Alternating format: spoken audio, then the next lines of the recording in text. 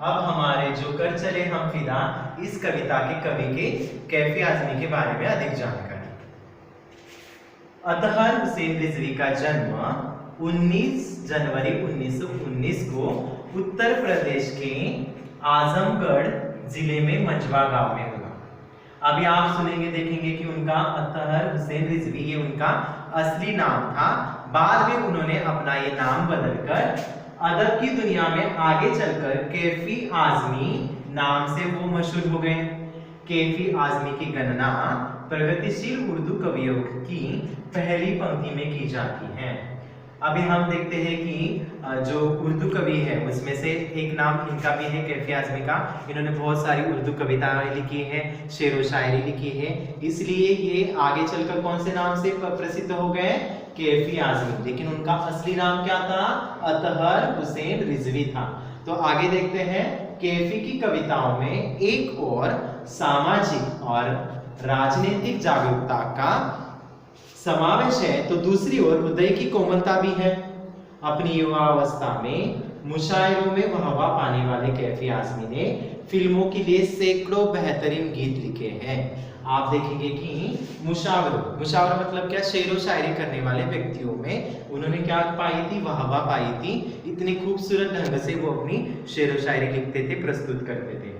उन्होंने बहुत सारे फिल्मों के लिए सैकड़ों बेहतरीन गीत भी लिखे हैं। आगे चलकर देखते हैं उनकी मृत्यु 10 मई 2000 को इस दुनिया से रुखसत हो गई। रुखसत होना यानी उनकी मृत्यु हो गई। कैफी के 5 कविता संग्रह प्रसिद्ध है। उसमें से पहला है झंकार, आखिरी ऐशव, आवारा सजदे, सरमाया और फिल्मी गीतों का संग्रह मेरी आवाज सुनो प्रकाशित हुए। अपने रचना कर्म के लिए कैफी को साहित्य अकादमी पुरस्कार से सहित कई पुरस्कारों से सम्मानित किया गया है। कैफी कलाकारों के परिवार से थे। इनके तीनों बड़े भाई भी शायर थे। पत्नी शौकत आजमी, बेटी शबाना आजमी मशहूर अभिनेत्रियां हैं। अब हम देखते हैं हमारी कविता की पंक्तियां। वो है, कर चले हम फिदा जानतन साथियों, अब तुम्हारे हवाले वतन साथियों। सांस थमती गई, नब्ज जमती गई, फिर भी बढ़ते कदम को न रुकने दिया। कट गए सर हमारे तो कुछ कम नहीं, सर हिमालय का हमने न झुकने दिया। मरते मरते रहा बाकपन साथियों, अब तुम्हारे हवाले वतन साथियों। तो अभी हम इस कविता को दो पंक्तियों में पढ़ेंगे और उसका अर्थ समझ कर लेंगे। पहले हमारी पंक्तियां थी दो, कर चले हम फिदा जानतन साथियों, अब तुम्हारे हवाले वतन साथियों। इन पंक्तियों के हम शब्दार्थ पहले देखेंगे तो आपको अधिक समझ में आएगा। कर चले हम फिदा, फिदा का अर्थ होता है न्यौछावर होना। देश के लिए सैनिक यहाँ पर क्या हो रहे हैं, न्यौछावर हो रहे हैं यानी फिदा हो रहे हैं। जानतन, तन यानी क्या होता है, हमारा शरीर। साथियों यानी हमारे मित्र को साथी कहते हैं, सखा कहते हैं। तो ये साथी कहाँ है, अब तुम्हारे हवाले वतन साथियों। हवाले का अर्थ होता है सौंपना, वतन का अर्थ होता है देश। जो हमारा देश है उसके बारे में कहा है। तो यहाँ पर हम देखते हैं कि कर चले हम फिदा, हम क्या करने जा रहे हैं, हमारी जो जिंदगी है क्या कर रहे हैं, फिदा कर रहे हैं, न्यौछावर कर रहे हैं। किस लिए कर रहे हैं, हमारे देश के लिए, अपने साथियों के लिए जो आगे बढ़ा है।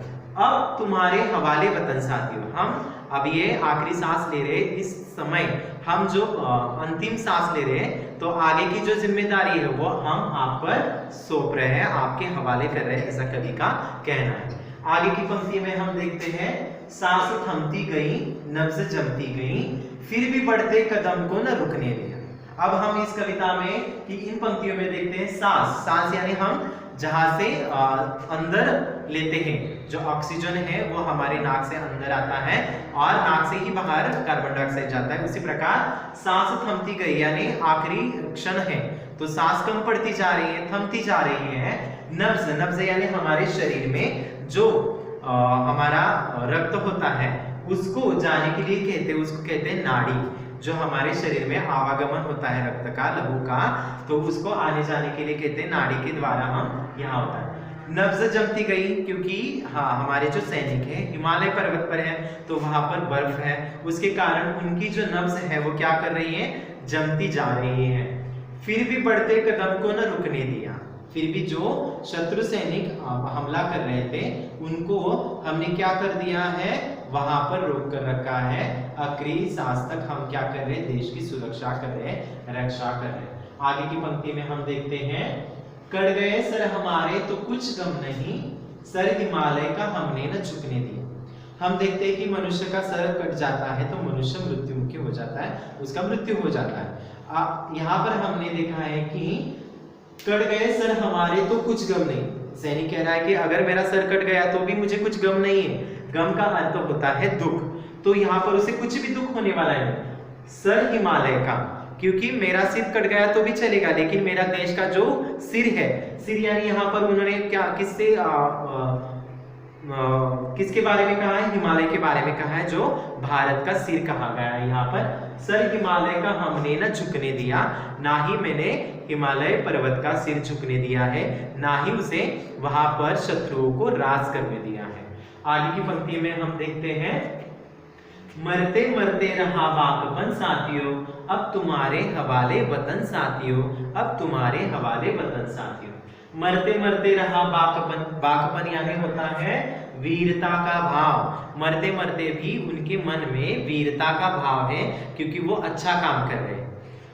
अब तुम्हारे हवाले वतन साथियों, तो वो अभी हमें कह रहे हैं, मुझे कह रहे हैं, आप सबको कह रहे हैं, हम सारे भारतवासियों को कह रहे हैं कि ये अब वतन की रक्षा करने का काम किस पर है, आप सब पर है। इसलिए वो कहते हैं अब तुम्हारे हवाले वतन साथियों। आगे के हम इसका भाव प्रसंग देखेंगे। अगर आपको ये कविता की पंक्तियां परीक्षा में आती है तो आपको किस तरह से वो प्रस्तावना लिखनी है, तो देखिए प्रस्तुत पंक्तियां हमारी हिंदी पाठ्य पुस्तक स्पर्श भाग 2 से ली गई है। इसके कवि कैफी आजमी है। इन पंक्तियों में कवि एक वीर सैनिक का अपने देशवासियों के देशवासियों को दिए आखिरी संदेश का वर्णन कर रहे हैं। तो आपको जब लिखने के समय आपको उस पंक्तियों का क्या करना है, समर्पक यहाँ पर कुछ तो प्रसंग में लिखना होता है, और आगे उसका भावार्थ हम स्पष्ट करने जा रहे हैं अगली पंक्तियों में। आगे देखते हैं, व्याख्या यानी उसका होता है भावार्थ अर्थ, कि कवि कहते हैं कि सैनिक अपने आखिरी संदेश में कह रहे हैं कि वो अपने प्राणों को देश हित के लिए न्योछावर कर रहे हैं। अब यह देश हम जाते जाते आप देशवासियों को सौंप रहे हैं। सैनिक इस दृश्य का वर्णन कर रहे हैं कि जब दुश्मनों ने देश पर हमला किया था, और यह हमला करने के बाद किस तरह से उनकी स्थिति होती है, तो उसके बारे में बताया था।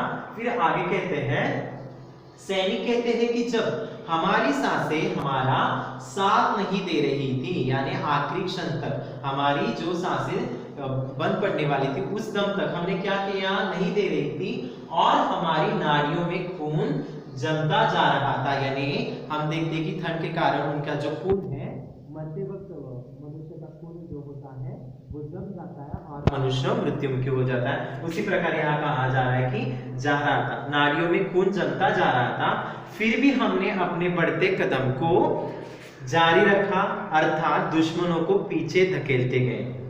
सैनिक गर्व से कहते हैं कि हमें अपने सर भी कटवाने पड़े तो हम खुशी खुशी कटवा देंगे। इस तरह से उनकी जो पंक्तियां दिखाई देती हैं, उनका जो वीरता का भाव हमें दिखाई देता है, वो अपने सर कटवाने के लिए भी तैयार है। आगे देखते हैं, हमारे गौरव के प्रतीक हिमालय को नहीं झुकने देने देंगे, अर्थात हिमालय पर दुश्मनों के कदम नहीं पड़ने देंगे। हम मरते दम तक वीरता के साथ दुश्मनों का मुकाबला करते रहे। इस वीरता के भाव के साथ हम अपना शरीर त्याग रहे हैं। अब इस देश की रक्षा का भार आप देशवासियों को सौंप रहे हैं। यहाँ पर उन्होंने कहा है कि हमारे देश का गौरव कौन है? हिमालय पर्वत है। उस हिमालय पर्वत का हम सिर झुकने देने वाले हैं क्या? नहीं। उसके ऊपर सैनिक, शत्रु सैनिक आकर बस विराजमान होने वाले हैं क्या? नहीं। उनको सौंपने वाले हैं क्या? नहीं। हम आखिरी दम तक हमारे भारतवासियों का जो गर्व है वो भारत यानी हिमालय पर्वत को शत्रुओं को क्या करने वाले हैं? आकर देने वाले नहीं है, लेकिन हम हमारे शरीर त्याग रहे हैं, लेकिन आगे की जिम्मेदारी हम आपके ऊपर सौंप रहे हैं। तो यहाँ तक आप सबको समझ में आया होगा।